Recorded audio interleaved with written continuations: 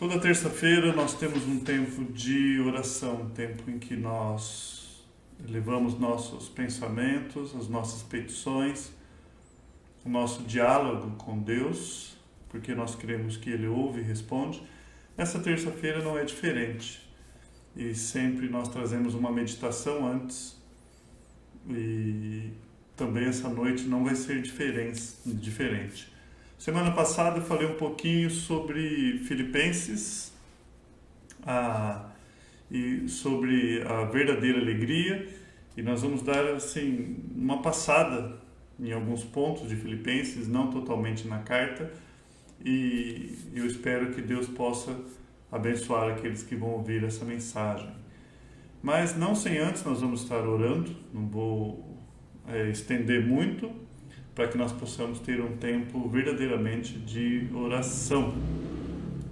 Vamos pedir ao nosso Deus que nos ajude essa noite. Pai bendito, obrigado.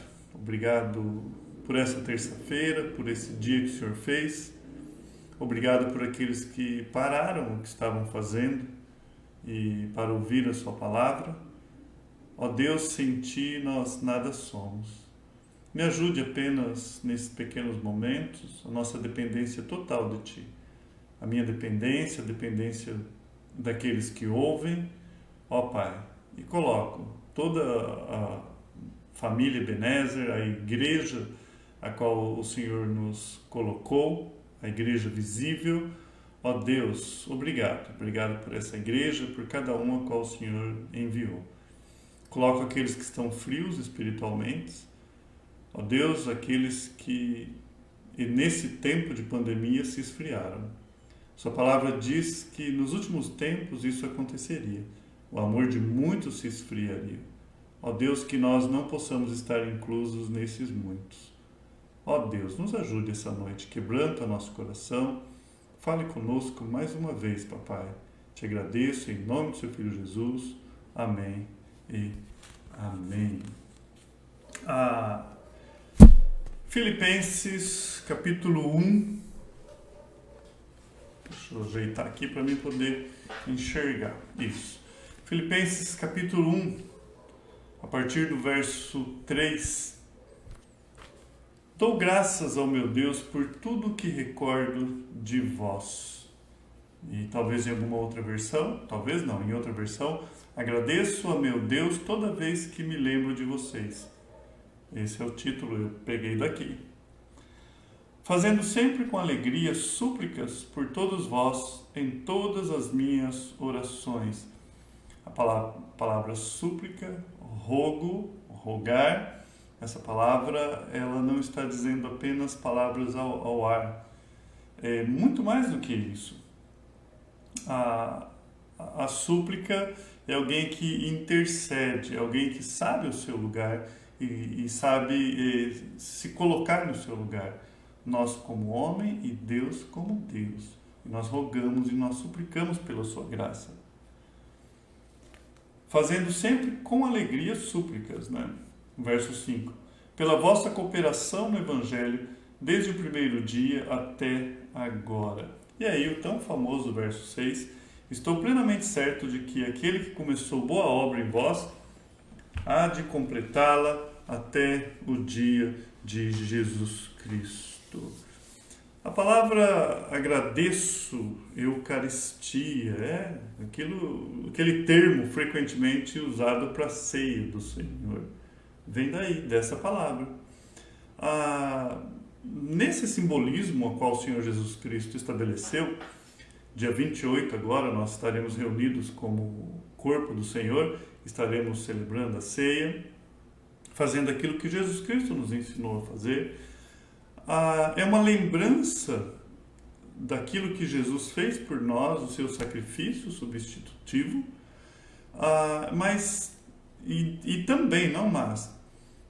nós usamos para lembrar e dar graça daquilo que Deus fez por nós, a ceia do Senhor. E é essa palavra, Eucaristia, é agradecimento. E aqui, conforme nós lemos e acompanhamos na Escritura, Paulo ele dá graças por seus irmãos e irmãs espirituais. a quem? A igreja de Filipos. Aliás, nós vamos falar um pouquinho sobre o que nós chamamos de igreja aqui, né? E Paulo, a fonte de alegria dele era a alegria dos seus irmãos. A Bíblia diz assim: chorai com os que choram, alegre-se com os que se alegram. Será que nós somos capazes também, como Paulo, de nos alegrarmos? Bom, a palavra de Deus, ela garante que sim, a alegria é um fruto do Espírito. E justamente o Espírito Santo, ele nos direciona ao que é essa fonte de alegria. Conforme nós vamos crescendo espiritualmente, o Espírito Santo vai mostrando o que realmente é fonte de alegria. E Paulo, ele começa falando assim: o meu Deus, por que ele tem autoridade de dizer isso? Isso vai refletir uma profunda intimidade que ele tinha com Deus, uma comunhão com o Senhor. Lá em Atos 27, 23, eu vou estar falando alguns versículos e talvez não dê tempo de você ir lá, depois você assiste ou anota. Lá você lê assim: porque esta mesma noite um anjo de Deus, de quem eu sou e a quem sirvo, esteve comigo. Lembra esse contexto que o anjo foi animá-los quando aquele navio estava naufragando? E ele podia fazer isso. Paulo tinha essa autoridade. E essa comunhão que a igreja a qual ele está escrevendo possuía através de Cristo Jesus é o que levou Paulo a agradecer a Deus. Você não vê Paulo normalmente agradecendo por coisas materiais, mas por bênçãos espirituais. E dentro do povo de Deus, ali dentro da congregação dos santos, dentro da igreja em si, física, muitas vezes nós encontramos inveja, pessoas que não se alegram com a alegria dos outros. E às vezes você não tem motivo de agradecer, sabe por quê? Porque você está olhando só para você. Eu estou olhando só para mim. Então vamos detectar o erro. Alguém já disse que o acerto no diagnóstico já é 50% da cura. Então quando nós diagnosticamos um problema, a chance de acerto é muito maior. E um dos problemas é esse: nós não temos motivo de agradecer porque você está olhando para você mesmo. E você fala assim: o que Deus fez para mim hoje? O que Deus fez de bom para mim? Eu. Mas quando você olha à sua volta, eu lembro uma vez, tinha um irmão na igreja e eu olhei para a família dele, eu sei o que eles passaram. E naquele momento eu pensei: se eu tirar uma foto agora desse casal, dessa família, muito me alegra. Eu aguardaria essa foto para lembrar aquilo que Deus fez na vida deles. Então, nós temos que ter motivo de alegria, sempre. E nós estamos olhando à nossa volta e nos alegramos quando a palavra de Deus chega àqueles que não são convertidos, quando aqueles vêm a se converterem dos seus maus caminhos, quando há transformação, quando aquelas pessoas conseguem largar dos seus vícios a qual trouxeram do mundo, quando elas têm vitória sobre o pecado, quando ela gritava, não grita mais, quando você olha para aquelas pessoas e você consegue ver nitidamente fruto do Espírito, quando você vê pedido de perdão e não querendo se justificar, quando você vê pessoas assumindo o seu erro, baixando a cabeça, aceitando a repreensão, como Davi, né? Simei estava jogando pedra nele e aí alguém queria cortar a cabeça dele. O senhor quer que eu corte a cabeça desse cão? Acho que é o termo lá. Davi falou: imagina, porventura eu mereço essas pedras. Então você vê esse tipo de coisa. Você vê humildade, você vê desejo de fazer o que é reto. E quando você vê isso, e é isso que Paulo via, o resultado da obra de Cristo na vida das pessoas. E isso para nós é fantástico, porque você está vendo aquilo que só Deus pode fazer, mas ao mesmo tempo confirma que você e os seus irmãos estão no caminho certo. Então, essa comunhão que eles tinham, e Paulo olha isso, ele sabe que é isso em Cristo Jesus, é isso que leva ele a agradecer a Deus. E não é só nessa carta. Quando ele escreve a igreja de Corinto, em 1 Coríntios 1:4, ele diz assim: sempre dou graças a meu Deus por vocês, por causa da graça que lhes foi dada por ele em Cristo Jesus. Na igreja de Colossos, ele fala assim: damos sempre graças a Deus Pai, nosso Senhor Jesus Cristo, quando oramos por vós. Então, Paulo, quando escreve a Coríntios, a igreja de Corinto, ele está falando isso, olha, eu dou graças sempre. Quando ele escreve aos Colossenses, a mesma coisa, Colossenses 1:3, ele fala, nós damos graças sempre. Quando ele escreve para a igreja tessalônica, em 1 Tessalonicenses 1, o verso 2, ele fala assim, damos sempre graça. Olha só, pela terceira vez aqui, Corinto, Colossos e Tessalônica, você vê a palavra sempre. Damos sempre graças a Deus por todos vós, mencionando-vos em nossas orações sem cessar. E na mesma carta, no capítulo 2, verso 13, ele fala assim, outra razão ainda temos nós para incessantemente, ou sem cessar, dar graças a Deus. É que tendo vós recebido a palavra que de nós ouvistes, que é de Deus, acolheste não como palavra de homens, e sim como em verdade é a palavra de Deus, a qual com efeito está operando eficazmente em vós, os que credes. Então Paulo, aqui ele está agradecendo a igreja, porque quando Paulo pregou, eles receberam a palavra. E ele viu isso. Ele viu que eles entenderam que aquilo era a palavra de Deus e não dele. E ele muito se alegrou com isso. Quando ele escreve ao seu amigo Timóteo, ao seu filho na fé, em 2 Timóteo 1:3, ele fala assim, dou graças a Deus, a quem desde os meus antepassados sirvo com consciência pura, porque sem cessar me lembro de ti nas minhas orações, noite e dia. É tão gostoso quando nós ouvimos, as pessoas dizendo que estão orando por nós. Eu louvo a Deus. Essa semana ainda eu pensava nisso. Falava com Deus, Pai, sou tão falho, há tanto a corrigir, há tanto ainda a explorar nessa fé. E eu sei, Pai, que se ainda eu posso fazer alguma coisa, tem muito das orações daqueles irmãos que oram por mim. E nós ainda vamos falar sobre isso, ainda vou colocar um título aqui de terça-feira, ore por mim, e você vai se surpreender quantas vezes Paulo fala isso. Então Paulo ele fala ao seu amigo Timóteo, eu oro por você, Timóteo. Quando ele escreve Filemão, ele fala assim, dou graças a meu Deus, lembrando-me sempre de ti nas minhas orações. Opa! Talvez passou desapercebido a você, mas não para mim. Duas coisas andaram juntos aí, eu posso pôr até três. A palavra sempre, que é continuidade. A segunda, oração e agradecimento. Sempre. Eu oro por vocês sempre. Às vezes a gente está orando pela pessoa e você fala assim, o que será que ela está precisando? Amados, cada final de tarde eu tenho o coração grato diante de Deus. Ainda há pouco, lembrando Deus, Pai, obrigado pela minha família, obrigado pela proteção, obrigado, Senhor.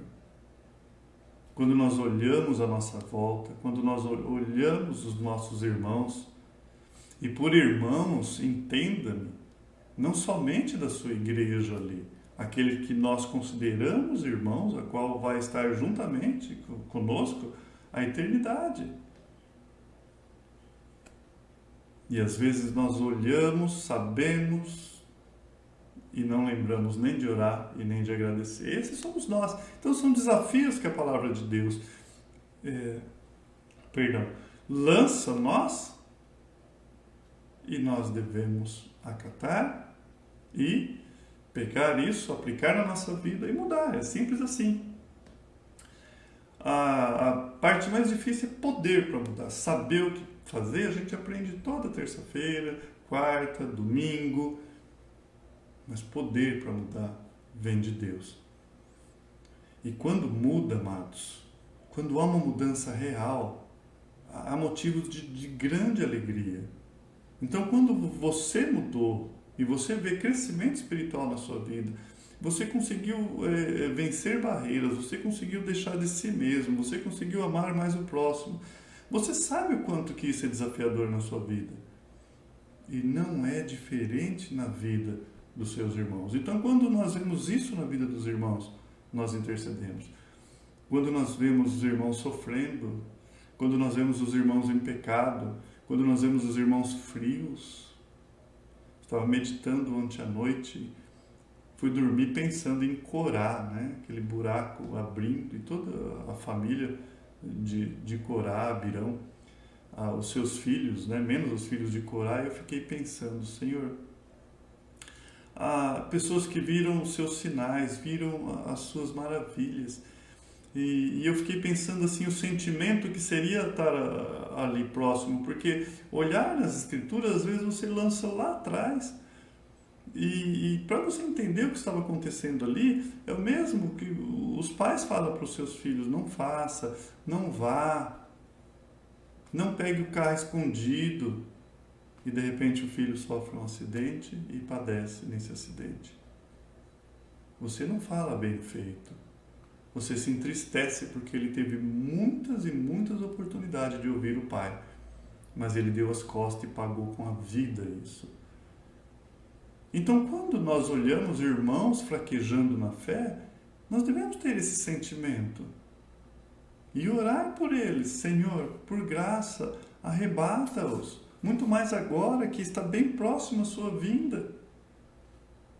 Daqui a pouquinho o Senhor está aí, vai haver um prestar de contas. E nós temos convicção de pecado, e nós temos convicção de salvação, e nós temos convicção que nós servimos o Rei Eterno, o Filho de Deus. Nós temos convicção que o Senhor é Deus e juiz. Nós temos convicções, Pai. E olhar nossos irmãos à minha volta dessa forma machuca, dói. Mas, amados, nós sabemos. Eu não preciso dizer isso aqui, mas nós sabemos que às vezes há pessoas que torcem até para que outras caiam, para ela poder dizer, tá vendo? Eu estava certo, porque o dedo está somente nela. Isso aí não é novidade para mim, eu desconfiava desde o início. Que triste, que triste. Nós oramos pela misericórdia de Deus. Quando nós vemos Moisés, sai da frente que eu vou destruir esse povo. Falando de uma forma literal. Senhor, o que vão dizer por aí? Suplicando pelo povo. Tanto trabalho que o povo deu, ele poderia dizer assim, olha, Senhor, demorou. Demorou. Agora eles vão ver que eu falava para eles temer o Senhor. Tá vendo? Outra coisa que acontece, tem pessoas que torcem para que Deus puna o outro. Eles vão ver. Estão faltando da igreja, você vai ver, vai dar um problema, vai dar uma doença, vai dar... Amados, isso acontece. Quando olhamos textos como esse, quando vai havendo crescimento espiritual, esse tipo de coisa vai acabando. Alegramos com os que se alegram, choramos com os que choram. E essas lembranças, elas devem nos trazer alegria, quando nós olhamos aquilo que Deus faz. As lembranças não é para trazer a amargura. Davi, as lembranças dele, quando ele olhava no retrovisor, era, olha, eu sei de uma coisa, quando chegava o leão e o urso, Deus estava comigo. E se ele estava comigo no passado, ele está aqui hoje também. Era essa a conversa de Davi quando foi ali enfrentar Golias. Então Paulo, ele começa a recordar aquilo que Deus fez na vida da igreja de Filipenses. Quando a gente vai em Atos, e ali você vai ver o que estava acontecendo. Atos 16, o verso 7, né? Paulo, ele queria ir para a Ásia. Atos 16, 7 a 10 diz assim: defrontando Mísia, tentava ir para Bitínia. Então, era o desejo de Paulo: vamos para Bitínia. Mas o Espírito de Jesus não o permitiu. E tendo contornado a Mísia, desceram a Trode. A noite sobreveio a Paulo uma visão na qual um varão macedônio estava de pé e lhe rogava, dizendo: passa a Macedônia e ajuda-nos. Assim que teve essa visão, imediatamente Paulo entendeu o que era. Ele fala assim: procuramos partir para aquele destino, concluindo que Deus nos havia chamado para lhes anunciar o Evangelho. Amados, outra coisa que eu aprendo: os textos são riquíssimos, né? É difícil você passar sem extrair essas pérolas.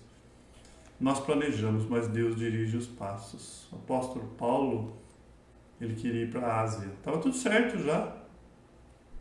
Estava lá, tentavam ir para Bitínia, mas o Espírito Santo não permitiu. E às vezes a porta está fechada e você acha que é o diabo, né? É o próprio Deus. Paulo, Ásia não, você vai para a Europa. Quantos projetos de pastores, missionários, o coração estava num lugar que Deus fala: não, eu quero você em outro lugar. Então, foi Deus quem direcionou Paulo. Então já começa por aí, nessa obra magnífica, nessa obra missionária. É Deus direcionando. E quando chega, ele tem essa visão de um homem chamando, mas a primeira coisa que ele encontra, ele entendeu que era um chamado ao Evangelho, a primeira pessoa que ele encontra é uma mulher. Quando chega no capítulo 16, o verso 13 ao 15 diz assim: no sábado saímos da cidade para junto do rio, onde nos pareceu haver um lugar de oração, e assentando-nos falamos as mulheres que para ali tinham concorrido. Bom, resumindo, normalmente numa cidade, se tiver 10 judeus acima, há uma sinagoga, judeus homens, é o contexto dessa época. Isso significa que não havia nenhuma sinagoga na cidade. E ele saiu e foi junto ao rio. E ele encontrou uma mulher. No verso 14 diz assim: certa mulher chamada Lídia, da cidade de Tiatira, vendedora de púrpura, temente a Deus, nos escutava. Não vai ter como eu terminar o texto hoje de tão rico que ele é. Olha, o que nós lemos aqui? Temente a Deus. Nós temos uma pessoa temente a Deus, mas que falta-lhe algo. Tem muita gente assim hoje. Falta-lhe algo. Como Jesus Cristo disse ao jovem rico: falta uma coisa apenas. Vá, venda tudo. Dê aos pobres e siga-me. Tem muita gente desse jeito. Eu temo a Deus, eu faço isso, eu faço aquilo, faço acolá. Falta uma coisa. E Lídia também não é diferente. Lídia, da cidade de Tiatira, vendedora de púrpura, era temente a Deus. E Paulo fala: nos escutava. E a minha oração nessas lives, nessas gravações, é que há pessoas que são tementes a Deus e que eu possa ser usado pelo poder de Deus a levar o Evangelho. Falar: olha, esse temor a Deus é o próprio Deus te chamando a apresentar a obra do seu Filho bendito através do Espírito Santo de Deus. E olha, e quando você chega e prega, sabe o que aconteceu? Antes de você chegar lá, Deus já trabalha na vida dessa pessoa. Quando você vê a parábola do semeador, é tão interessante: um semeador saiu a semear. Opa, não está falando que você vai ali pegar o torrão, o trator, tirar toco. Não, alguém já fez um trabalho, você está jogando a semente. E logo vem a colheita, eis que os campos estão brancos para a colheita.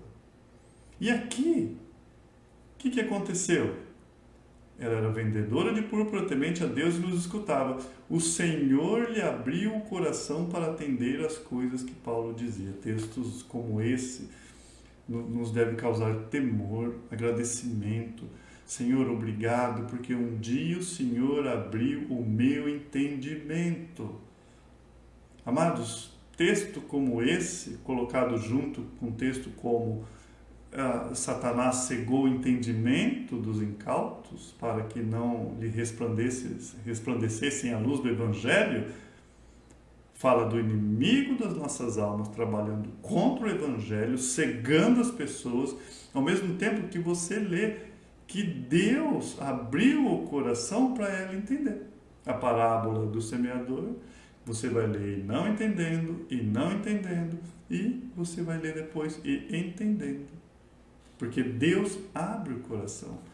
Então, quando você vê alguém convertido, você não tem motivo para agradecer a Deus? Quando você lembra da sua conversão, da conversão dos entes queridos que a gente tanto orou, de pessoas muitas vezes que você nem conhece, e a pessoa pediu para orar e você orou, e nós oramos junto e logo veio a conversão. É fantástico. Como é bom. Temos ou não temos motivos para relembrar das coisas que Deus fez e agradecer? Temos ou não temos?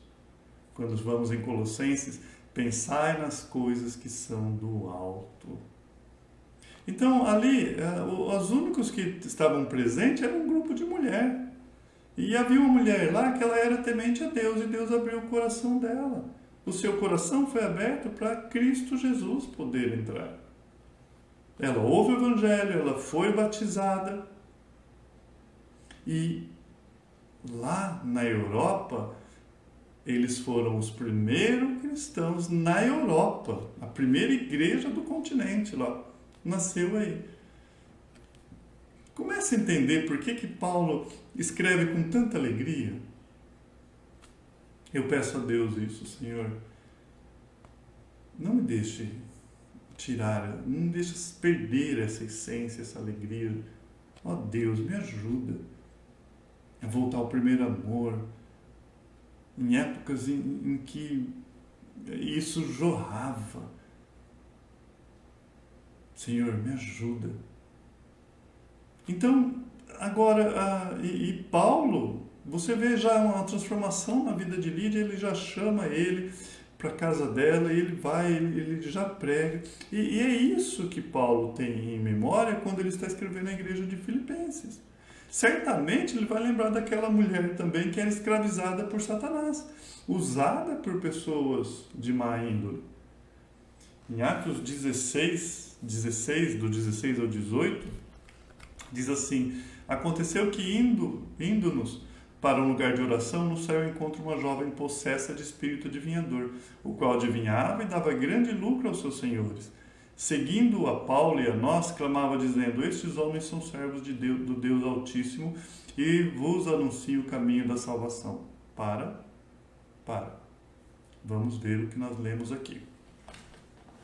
Primeiro, uma mulher possessa por Satanás. Segundo, não é porque é sobrenatural que é de Deus. Por mais, talvez, benefícios que possa trazer para a sua vida, porque Satanás, ele imita muita coisa. Nós vimos lá em Êxodo que as primeiras pragas ele imitou. Um percentual alto entre 10 pragas. Ele imitou, então ele imita Deus. E aqui havia poder de adivinhação nessa mulher. E dava lucro aos seus senhores. Quem dava lucro? Satanás. Amados, quando se fala em dinheiro, o único que pede adoração em troca de algum lucro na Bíblia é o diabo, que oferece a Jesus: se prostrar aos meus pés, é tudo seu. Então, muitas vezes nós vemos aí pessoas querendo se aproveitar da, entre aspas, fé alheia. Isso não vem de Deus.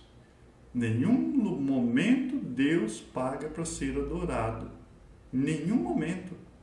E esses homens tinham lucro com essa mulher, mas ela era instrumento de Satanás. E olha outra coisa que nós aprendemos aqui. Seguindo a Paulo e a nós, clamava dizendo: esses homens são servos do Deus Altíssimo, certo? Certo. Uma mulher, instrumento de Satanás. Entende se não é a graça de Deus nas nossas vidas? O que é uma vida cristã? A dependência de Deus? Paulo poderia falar: legal, perfeito. E vos anuncio o caminho da salvação. Ótimo! Quem não quer uma marqueteira dessa atrás de você no momento em que o evangelho está nascendo na Europa? Mas olha o que acontece. Isto se repetia por muitos dias. Talvez no começo Paulo falou assim: bom, o que será, né, que está acontecendo? Essa mulher, ela está certa. Nós somos instrumento de Deus. Nós anunciamos o evangelho. Mas talvez os dias foram se passando e vários dias, a Bíblia diz, repetiu por muitos dias. Então Paulo, já indignado, voltando-se, disse ao Espírito: em nome de Jesus Cristo eu te mando, retira-te dela. E ele na mesma hora saiu. Quando Paulo está escrevendo a carta aos Filipenses, ele está agradecendo, lembrando esse tipo de coisa. Olha a graça de Deus bendito numa mulher sendo enganada. Olha como que Deus faz as coisas.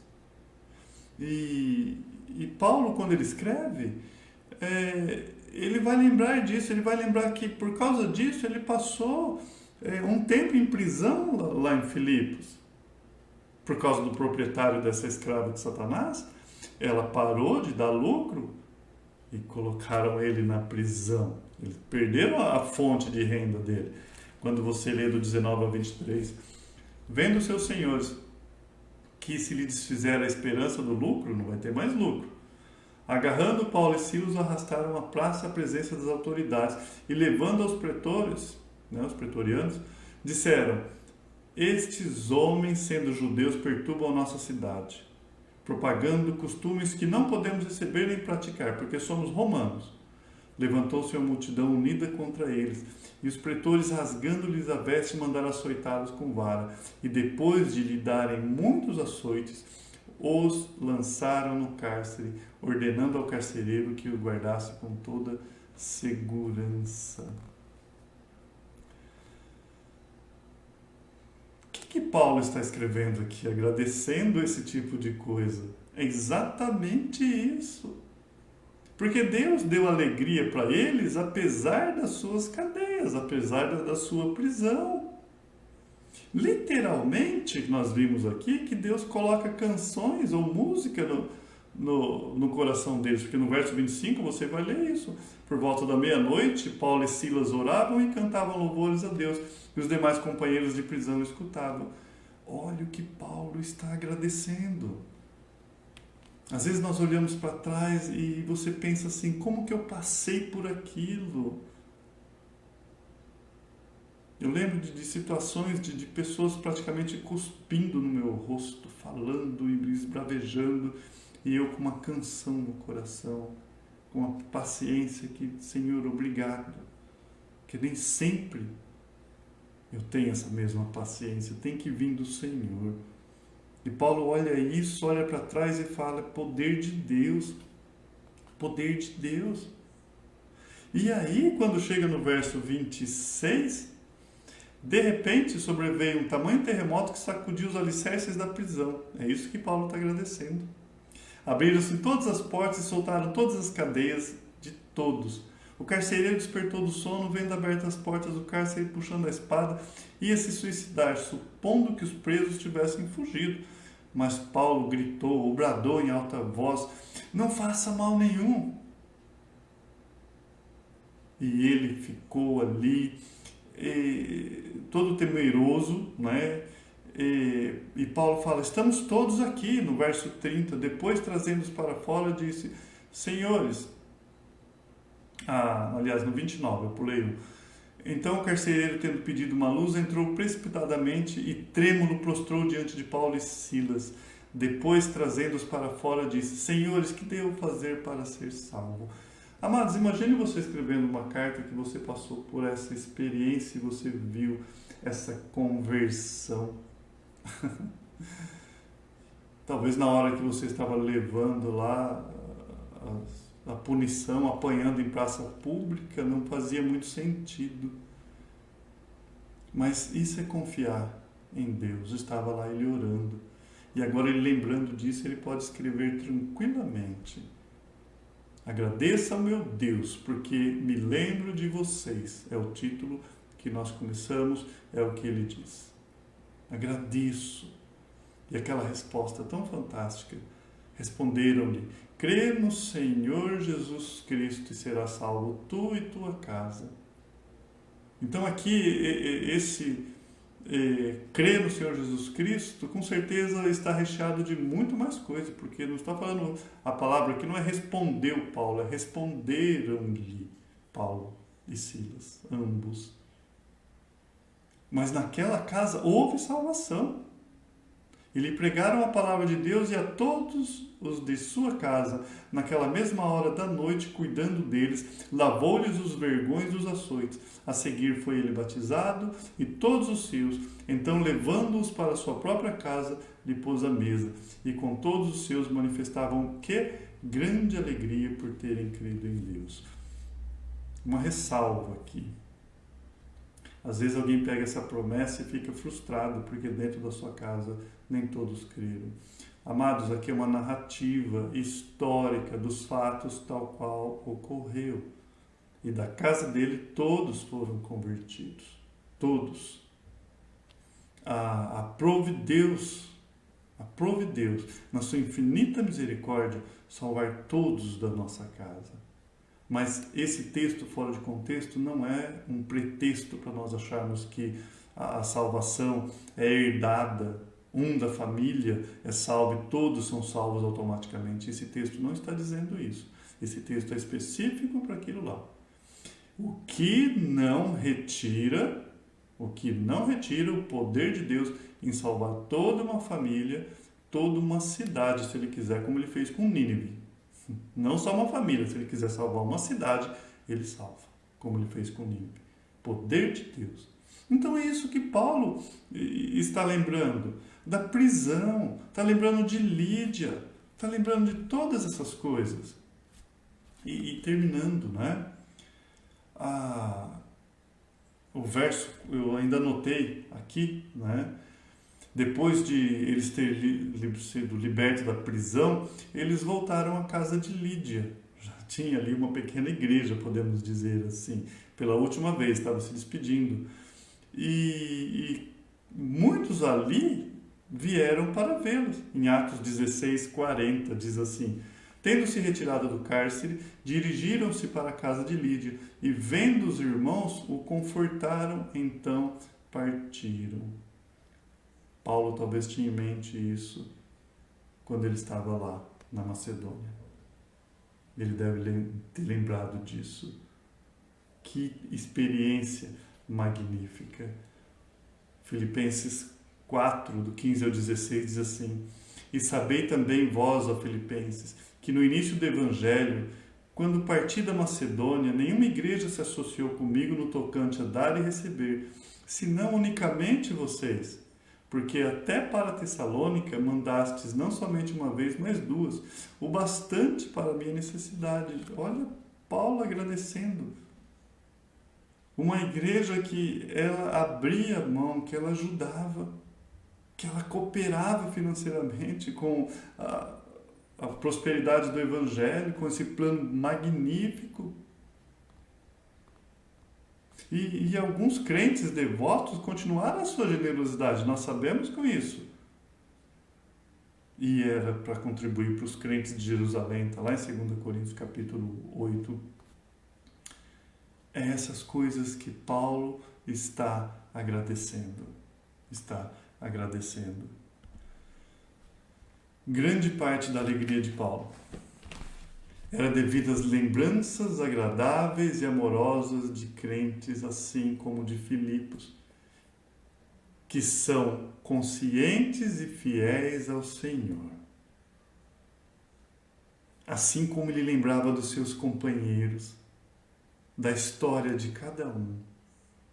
E sabe, amados, textos como esse me dá matéria para a minha oração, se nós lembrarmos de tanta história da nossa vida, de pessoas que não estão mais entre nós, mas que história gostosa.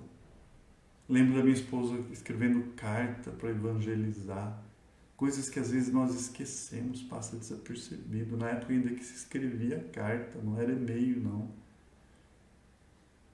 Lembro da minha mãe sendo dura ali com o evangelho, meu sogro. Então, dentro da minha própria vida, se eu tenho o privilégio de poder falar tantas coisas, eu poderia falar tantos exemplos aqui de coisas que Deus fez na minha própria vida.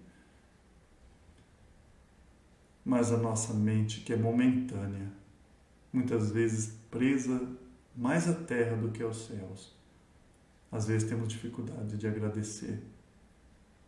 Então, essa noite, ao exemplo de Paulo, agradeço ao meu Deus toda vez que me lembro de vocês, que fizeram parte da minha história, que fizeram parte da história de Paulo, é o que ele está dizendo.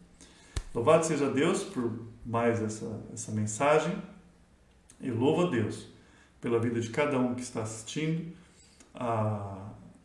Estou vendo ali a Patrícia, boa noite, estou vendo a Elaine, minha filhona.